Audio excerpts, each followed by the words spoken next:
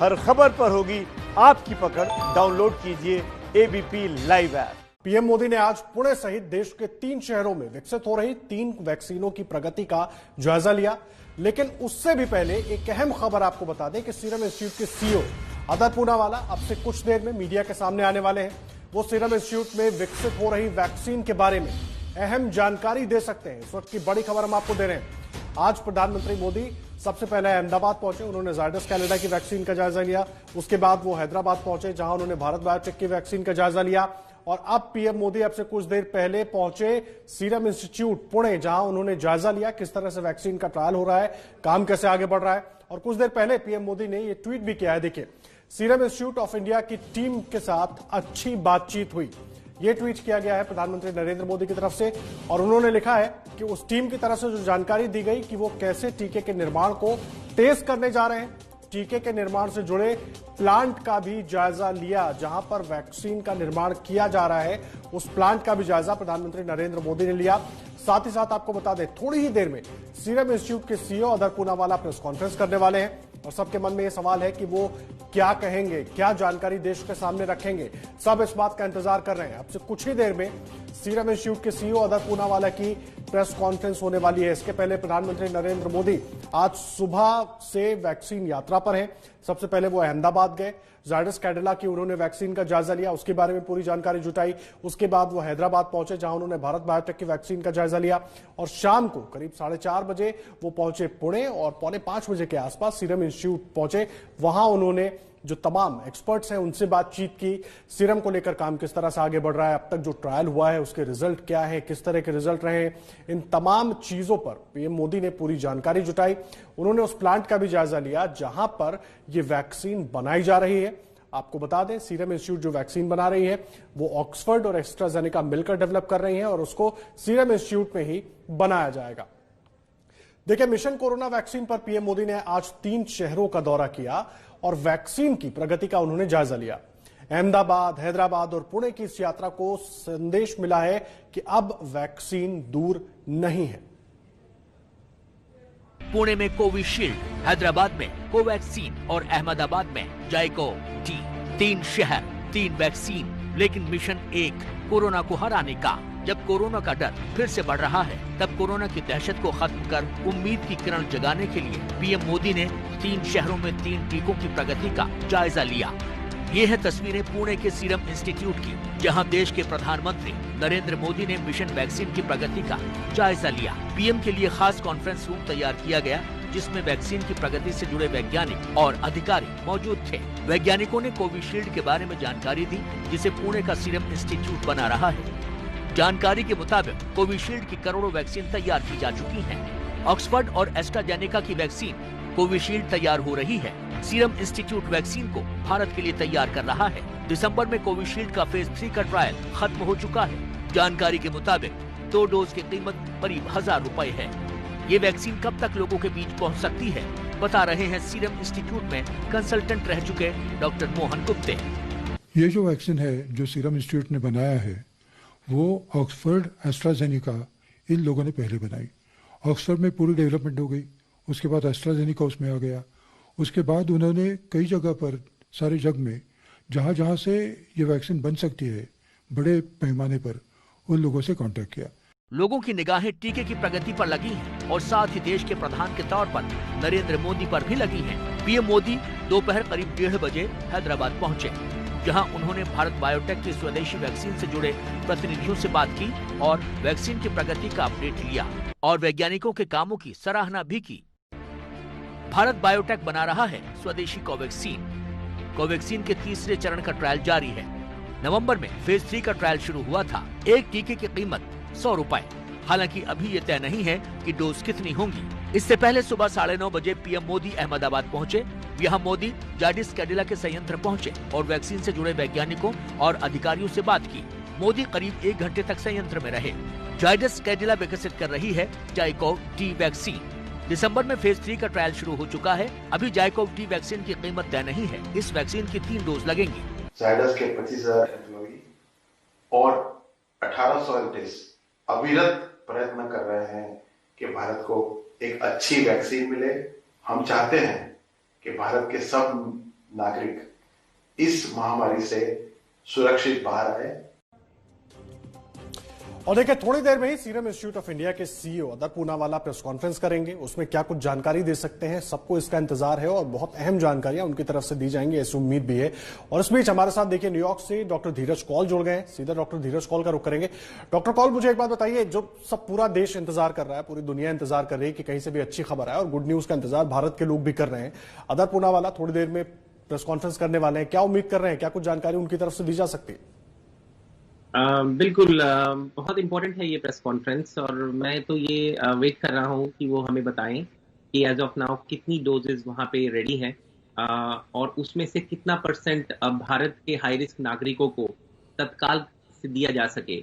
मेरा कहने का मतलब है कि जैसे ही यूके में अप्रूवल आएगा, क्या उसके नेक्स्ट दिन यूके में तो एडमिनिस्टर होगी, क्या भारत में भी हाई रिस्क जैसे कि ओल्ड लोग हैं, डायबिटीज हैं, कैंसर के पेशेंट हैं जो रोज इससे मर रहे हैं और हमारे health care workers, first responders को मिलना शुरू होगी परसेंटेज वाइज स्लोली। क्योंकि देखिए जाइडस की अभी स्टेज 3 शुरू है और भारत बायोटेक की भी शुरू है, उसमें 3 महीने 2 महीने तो लगेंगे, लेकिन उन 2-3 महीनों तक क्या हम फेज वाइज एस्ट्राजेनिका की जो सीरम इंस्टीट्यूशन में वैक्सीन पड़ी हैं उसकी खेप जो यूरोप जा रही है उसका 1% क्या हम दे सकते हैं हाई रिस्क को? तो मैं उम्मीद करता हूं कि इसका कुछ ऑल्टरनेटिव निकलेगा और मोदी जी बहुत इफेक्टिव प्राइम मिनिस्टर हैं और उनसे मुझे पूरी उम्मीद है। जी बिल्कुल, उम्मीद हम सब कर रहे हैं डॉक्टर साहब, और आप भी रहिए हमारे साथ। देखिए डॉक्टर धीरज कौल भी यही कह रहे हैं कि बहुत उम्मीदें हैं इस प्रेस कॉन्फ्रेंस से कि कुछ अहम जानकारियां देश के साथ साझा की जाए और सबको यही उम्मीद है प्रेस कॉन्फ्रेंस में जो कुछ सीरम इंस्टीट्यूट की तरफ से कहा जाएगा आपको उस प्रेस कॉन्फ्रेंस में भी लेकर चलेंगे और सुनवाएंगे सीधा। लेकिन देखिए, इस बीच कृषि कानून के विरोध में सड़कों पर उतरे किसान अपना आंदोलन खत्म करने को तैयार नहीं है। सरकार की बातचीत की पेशकश भी किसानों पर बेअसर है। ऐसे में सवाल है कि आखिर किसानों के मन में चल क्या रहा है।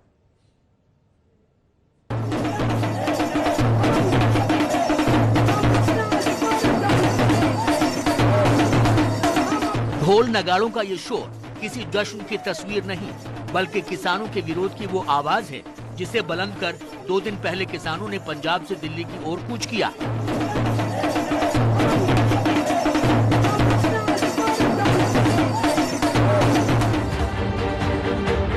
ये तस्वीरें बुराड़ी के उस मैदान की हैं, जहां कृषि कानून का विरोध कर रहे किसानों को इकट्ठा होने की इजाजत दी गई। दिल्ली के बुराड़ी निरंकारी ग्राउंड में रात के तकरीबन 2 से 2:30 बजे जो है पंजाब से आए किसान पहुंच गए थे, जिसके बाद सुबह होते होते यहाँ पर मध्य प्रदेश से, महाराष्ट्र से आए हुए किसान भी पहुंच गए। यहाँ पर अलग अलग संगठन के लोग जो है वो यहाँ पर आए हैं और आप देखिए इस प्रदर्शन में न सिर्फ पुरुष है बल्कि इस प्रदर्शन में महिलाएं भी शामिल है। लेकिन इस इजाजत के बावजूद ज्यादातर किसान अब भी हाईवे और दूसरी जगहों पर सड़कों पर जमे हुए हैं, चाहे अंबाला का बॉर्डर हो या सिंधु बॉर्डर। दिल्ली आने के बजाय किसानों ने यहाँ डेरा जमा रखा है। ऐसे में सबसे बड़ा सवाल ये है कि आखिर ये किसान चाहते क्या हैं? क्या सिर्फ हंगामा खड़ा करना ही किसानों का मकसद है? हालांकि प्रदर्शन में शामिल किसान अपने विरोध को लेकर कृषि कानून में कमियों की दलील दे रहे हैं। कॉन्ट्रैक्ट फार्मिंग के अंदर 25,000 से लेके 5 लाख रुपए तक जुर्माना अगर किसान क्वालिटी, ग्रेड और साइज को पूरा ना कर सका। कंपनियों को ये सबसे बड़ी छूट मिल जाएगी कि उसको नमी और रसायन की मात्रा ज्यादा बता के उसको रिजेक्ट करके अगर 10,000 रुपए एग्रीमेंट तो 1,000 को खरीदने के लिए मजबूर करेंगे। बहादुरगढ़ के बॉर्डर पर जमा किसानों से एबीपी न्यूज ने सवाल किया कि प्रदर्शन के लिए मैदान दिए जाने के बाद आखिर इन किसानों का आगे का प्लान क्या है। हम यहाँ तक उस वक्त तक बने रहेंगे जब तक हमारे मसले हल नहीं होते, ये तीनों कानून रद्द नहीं होते, हम यहाँ बैठे रहेंगे। वहीं सिंधु बॉर्डर पर डटे किसान काफी उग्र नजर आ रहे हैं। सुरक्षा बलों की तैनाती के बीच किसान नारेबाजी कर रहे हैं।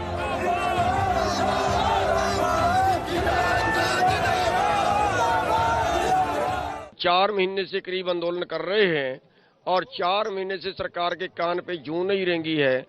अब हम दिल्ली में घुसे हैं, अब दिल्ली को घेर लिया है। 2 नाके तो हमने रोक लिए हैं, अगर ना माने तो और भी रोकेंगे। जहां अब तक दिल्ली के कान पे जूं नहीं रेंगी थी, अब सरकार के कान पे चिच्चड़ रेंगेगा। सिंधु बॉर्डर पर किसानों के बीच अंबाला में वाटर कैनन बंद करने वाले युवा किसान नवदीप भी हैं, जिसके खिलाफ हत्या की कोशिश का केस दर्ज किया गया है। जी उन्होंने अपने प्रधान जी ने कॉल दे दी कि आगे जाना है, तो उनके जो बैरिकेड थे वो हमने साइड करे, उन्होंने जी पानी चला दिया हमारे ऊपर। अब पानी है हमारे साथ समान है जी हमारा, हम 6 महीने के लिए आए हैं यहाँ पे कम से कम भी, अगर सरकार नहीं मानती है तो। बड़ी बौछारें पड़ी, हम सारे भीग गए थे, तो ट्रैक्टर रोके मुझे टायर पे चढ़ के ऊपर चढ़ के भी ऊपर को मुंह कर देते हैं इसका भी, ये ऊपर हो जाएगी शायद सारे के सारे निकल दें। तो उनका वो जब मैंने घुमाया उनका सिस्टम ही फेल हो गया जी वहाँ पे, वो सारा का सारा पूरा घूम गया। क्या घुमाया आपने? वो जो वाटर कैनन का मुंह था जी वो। यहाँ बाकायदा किसानों के लिए लंगर चल रहा है, जिससे साफ है कि किसान जल्द सड़कों को।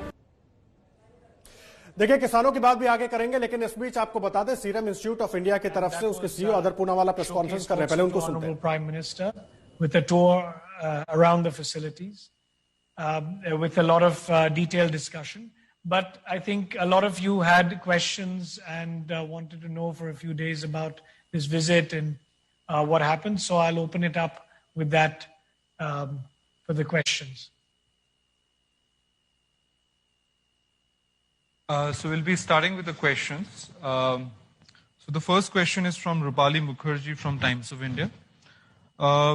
Discussion with Prime Minister. Any update on the protocols, timelines discussed with the Prime Minister?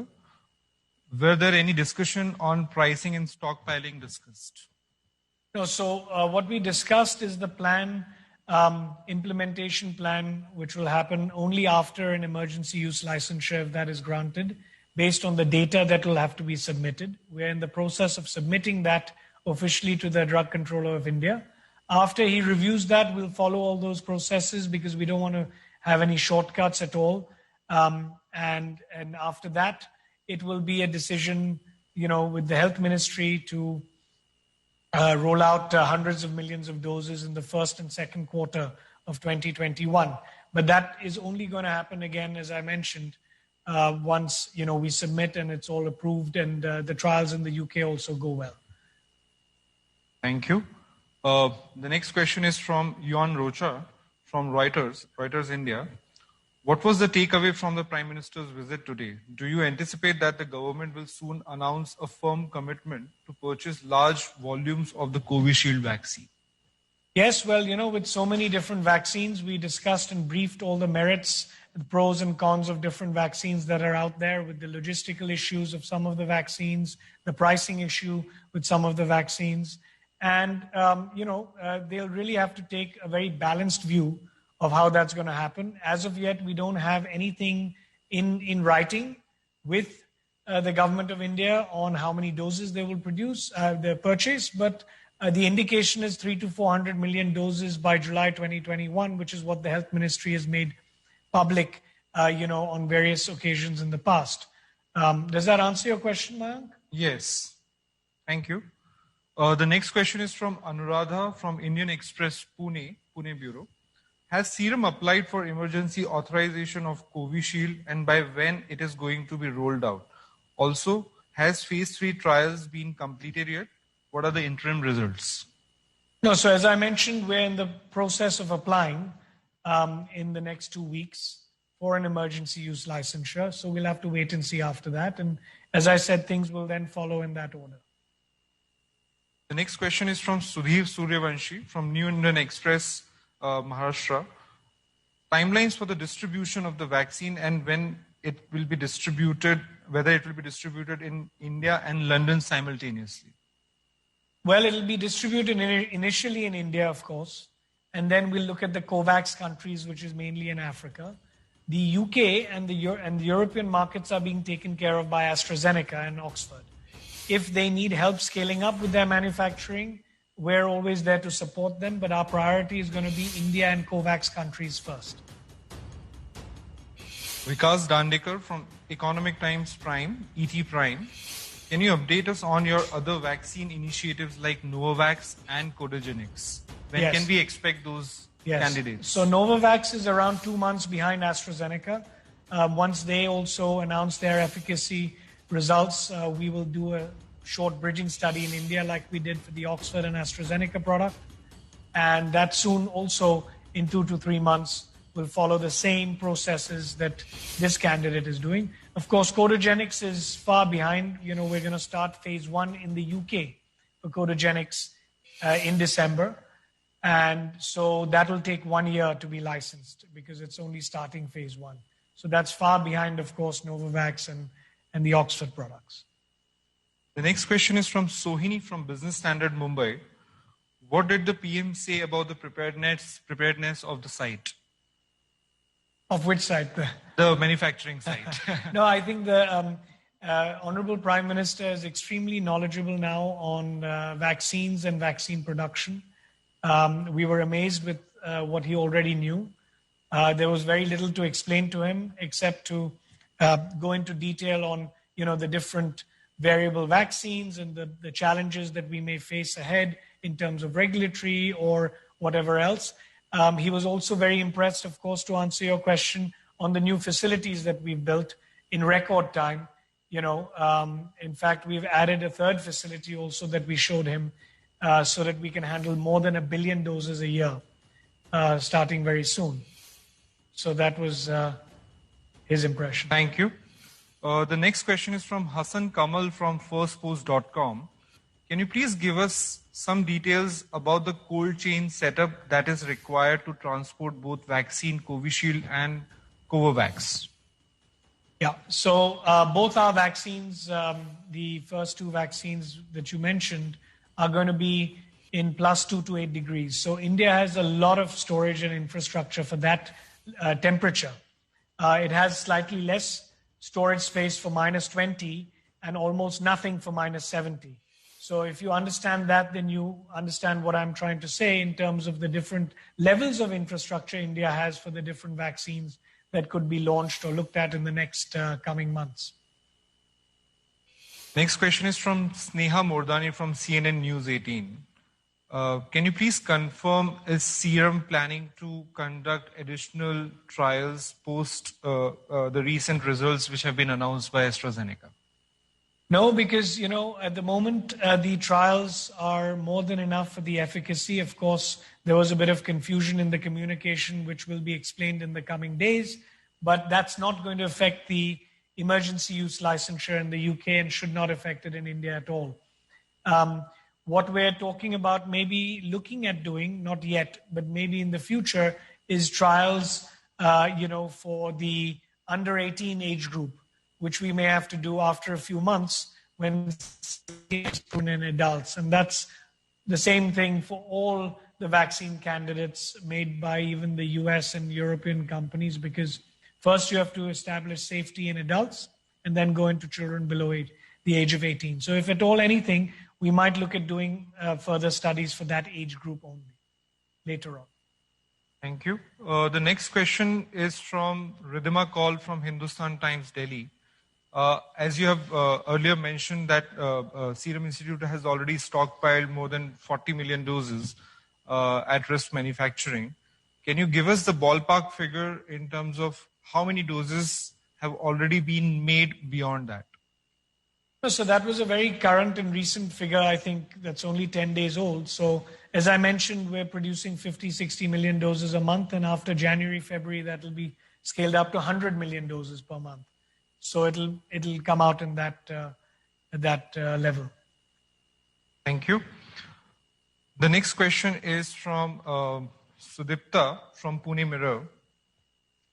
What is the nature of discussion Serum is currently having with the government?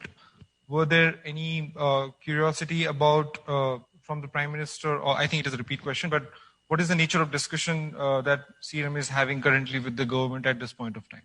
As I mentioned earlier, we're talking about how to distribute it, where to distribute it with the government. And also, we've indicated a price which is affordable to everybody and accessible to everybody.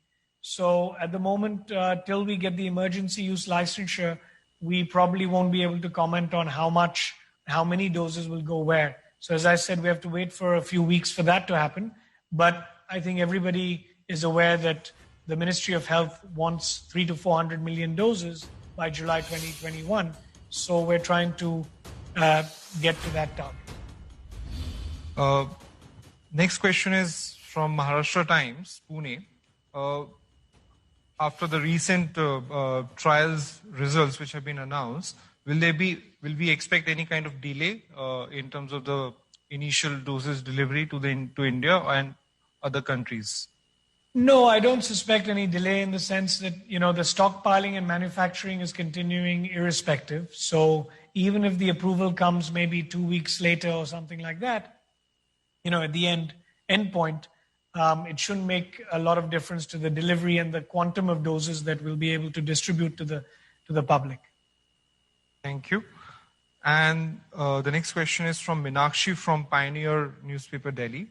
Can you please explain the benefits of the Covishield vaccine? Will it reduce the mortality and in what ratio?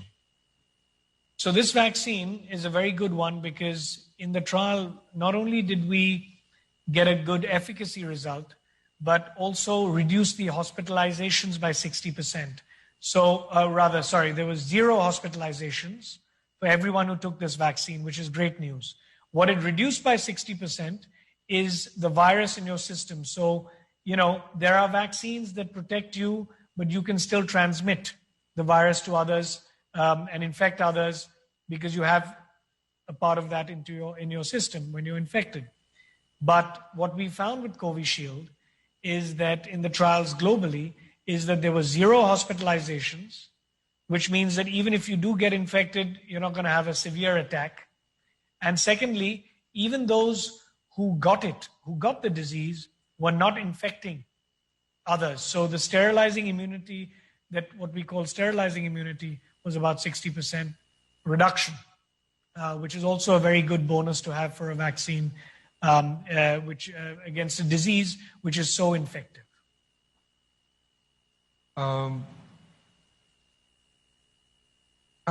Just a second.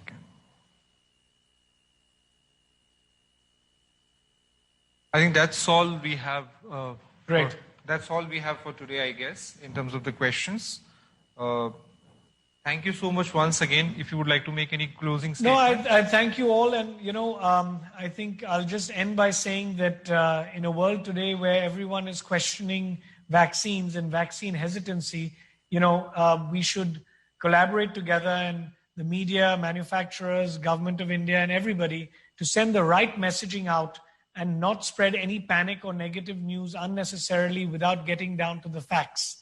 And it's only when the facts have been confirmed should we send out any messages, because we don't want to build doubt in the minds of people today, especially at a time of pandemic, and have a situation where vaccines are available, but some people are hesitant to take them because they're a bit unsure or skeptical on the safety, etc., etc. So I feel that we should only put out messages that are properly confirmed, in terms of the fact-checking from the Ministry of Health and the manufacturers before we put anything out and create any negative panic around vaccines, because we need to project the power of vaccines and how they can save and protect our lives and our children. Thank you. Thank you, everyone. Thanks for Sangeet. Serum institute of India के CEO आदर पूनावाला को सुन रहे थे आप, जो vaccine को लेकर पूरी जानकारी दे रहे थे। और अब से कुछ देर पहले प्रधानमंत्री मोदी ने वहां पर पूरा जायजा लिया, जानकारी ली वैक्सीन को लेकर। देखिए, डॉक्टर धीरज कौल भी हमारे साथ जुड़े हुए हैं इस वक्त सीधा न्यूयॉर्क से। डॉक्टर धीरज कौल, पूरी प्रेस कॉन्फ्रेंस आपने भी सुनी, कैसे देख रहे हैं, क्या कहना, मैसेज क्या देना चाह रहे थे? एफिकेसी और मोर्टेलिटी की बात पर बार बार जोर दिया आदर पूनावाला ने। देखिए, एग्जैक्टली जो बातें हमने की आज सुबह और कल रात हमारे टाइम के अकॉर्डिंग भी बिल्कुल वही पॉइंट स्पेसिफिकली मेंशन किए हैं। एस्ट्राजेनेका की वैक्सीन में पहले दिन से बोल रहा हूं बहुत ही एफिकेशियस है। कुछ कंफ्यूजिंग डाटा था, लेकिन that is not relevant to get emergency authorization use. वो मिलेगा, यूके में मिलेगा, 2 हफ्ते लग सकते हैं। एज ऑफ येस्टरडे उनका MHRA गवर्नमेंट ने उसको बोला है कि रिव्यू करिए इमरजेंसी यूज ऑथराइजेशन के लिए। हमारा देखिए पास करने के लिए 50% चाहिए था, ये 70% है अगर कंबाइंड देखिए, और अगर फुल डोजेस को भी देख लीजिए तो 62% है। तो और कोई सीवियर साइड इफेक्ट्स नहीं है, बहुत सेफ वैक्सीन है। और अगेन मैं वो पॉइंट दोबारा रेस करता हूं जो मैंने आपके माध्यम से पहली बार रेस किया था कि क्या वैक्सीन मिलने के बाद आप फिर भी इंफेक्शन दूसरे को पास कर सकते हैं, जिसे पैसिव कैरियर्स हम बोलते हैं, साइलेंट कैरियर्स। तो वो वही बात इन्होंने भी रेस की कि वो बहुत इंपॉर्टेंट बात है जी। और वो नहीं है। मतलब वैक्सीन मिलने के बाद आप ट्रांसमिट भी नहीं कर पा रहे हैं, तो कहीं ना कहीं ट्रांसमिशन रेट बहुत तेजी से गिरेगा। और एक बात और जाननी जरूरी है कि मिस्टर पूनावाला ने ये मेंशन किया कि हमारे पास ऑलरेडी 40 मिलियन कॉपीज हैं और हर महीने हम 50 मिलियन के करीब बना रहे हैं, 1 बिलियन बनाना चाहते हैं बाय एंड ऑफ 2021। और भारत सरकार ने भी इनसे बात करी है। मेरा ये सवाल अगेन एंड अगेन है कि जैसे ही यूके में इमरजेंसी ऑथराइजेशन यूज मिलेगा और जैसे ही भारत भी इसे अप्रूव करेगा, क्या दिसंबर महीने या अर्ली जनवरी में ये हाई रिस्क लोगों के लिए रोल हो पाएगी, या भारत को सीरम इंस्टीट्यूशन, क्योंकि सेम प्लेटफॉर्म है, ऑक्सफोर्ड की ही वैक्सीन है, अगर यूके में पास हो रही है तो हम क्यों नहीं यहाँ पे दे पाएंगे दिसंबर या जनवरी के अंदर? क्यों हमें वेट करना पड़ेगा मार्च, अप्रैल, मई, जून? और ये जितनी भी मोर्टेलिटी होगी हाई रिस्क की, क्या ये रिड्यूस हो सकती है अगर कुछ मात्रा में इंडिया में भी रोल हो? क्योंकि 40 मिलियन ऑलरेडी है और 50 मिलियन हर साल बना रहे, हर महीने बना रहे हैं। तो अगर ये देखिए तो ये बहुत इंपॉर्टेंट पॉइंट हो जाता है। बार बार इसको असेस करना जरूरी है, लेकिन मुझे पूरा विश्वास है कि जो उन्होंने पॉइंट्स बोले, लोगों को ये समझना चाहिए बहुत ही सेफ वैक्सीन है, इसके रिजल्ट्स बहुत अच्छे हैं और लोगों के लिए ये Positive वैक्सीन रही बहुत है, महत्वपूर्ण होने वाली है, क्योंकि इस वक्त सबसे ज्यादा बिल्कुल। जरूरत इसी वैक्सीन की है। डॉक्टर साहब बहुत धन्यवाद आपका बिल्कुल, हमारे साथ जुड़ने के लिए, पूरी जानकारी देने